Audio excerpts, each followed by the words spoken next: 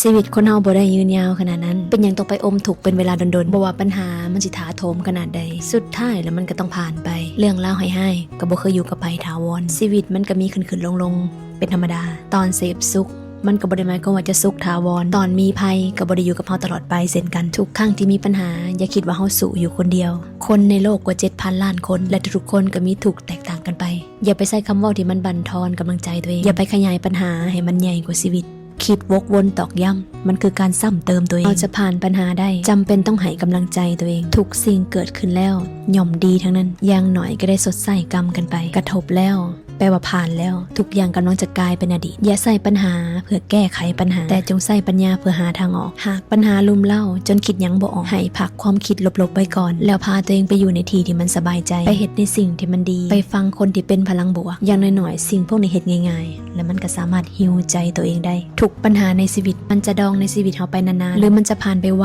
ขนาดใดมันขึ้นอยู่ที่พลังใจในตัวเองทุกนานคิดลบนานๆปัญหานั่นก็นอนเนื่องในใจนานชีวิตกระดิ่งนานแต่ถ้าปรับวิธีคิดไปในด้านบวก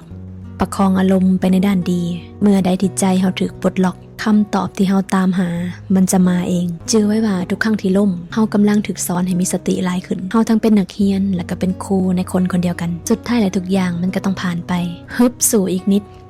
อดทนอีกหน่อยผ่านเรื่องให้หายไปได้ทุกอย่างมันต้องสวยงามกว่าที่เป็นอย่าให้ปัญหามันใหญ่กว่าชีวิตประคองจิตตัวเองให้ดีประคองไฟในตัวให้ได้สุดท้ายมันต้องผ่านไปถ้าเฮามีกำลังใจปัญหามันจะไปไวสุดท้ายแล้วฟ้าหลังฝนมันจะงดงามเกินกว่าที่เราจินตนาการไว้เสมอ